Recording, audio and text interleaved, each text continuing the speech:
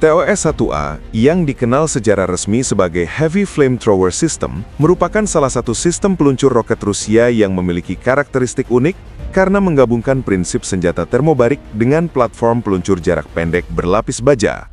Pengembangan sistem ini tidak dapat dipisahkan dari pengalaman panjang Uni Soviet dalam merancang senjata pendukung infanteri dan kendaraan tempur yang mampu memberikan daya hancur tinggi terhadap benteng pertahanan, posisi tertutup, serta target pasukan yang terlindungi.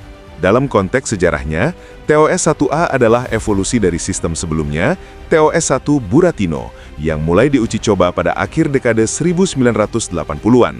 Sistem generasi awal tersebut terinspirasi oleh kebutuhan untuk menembus pertahanan musuh di medan pegunungan Afghanistan, tempat Soviet menghadapi posisi bertahan mujahidin yang sulit dihancurkan dengan artileri konvensional. TOS-1A masih mempertahankan konsep dasar yang sama, tetapi mengalami penyempurnaan signifikan dalam struktur kendaraan, sistem kendali penembakan, dan kualitas amunisi. Sistem ini dipasang di atas sasis tank T-72 yang memberikan perlindungan balistik tinggi serta mobilitas yang memungkinkan peluncur bergerak bersama unit lapis baja garis depan. Pilihan sasis tank bukan semata keputusan teknis, melainkan kebutuhan taktis.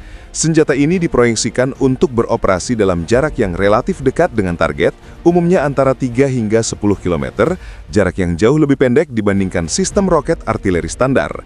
Oleh sebab itu, kendaraan peluncurnya harus mampu menahan tembakan balik dan memiliki kapasitas untuk bergerak di medan berat. Peluncur TOS-1A terdiri dari 24 tabung roket kaliber 220 mm yang dapat menembakkan dua jenis amunisi utama, yaitu hulu ledak termobarik dan bahan bakar udara atau fuel air explosive.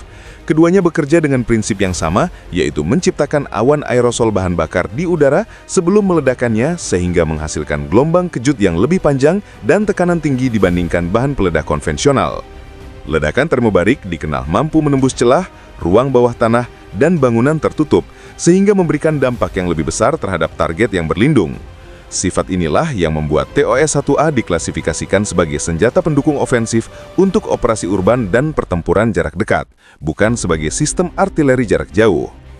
Dalam proses modernisasinya, TOS-1A dilengkapi dengan sistem kontrol penembakan yang lebih stabil dibandingkan versi awal. Sistem ini memungkinkan penentuan koordinat target dengan lebih presisi, memperpendek waktu persiapan peluncuran, dan meningkatkan akurasi. Sementara itu, kendaraan pengisi ulang atau TZMT dibuat secara khusus untuk melaksanakan pemuatan ulang roket dengan aman dan cepat melalui mekanisme hidrolik.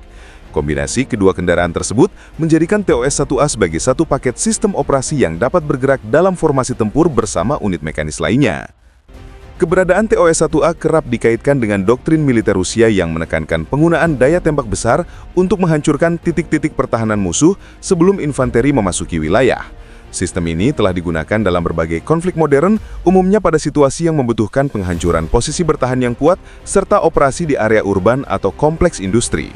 Karena karakteristik amunisinya, penggunaan TOS-1A sering menimbulkan perhatian internasional terkait daya destruktifnya.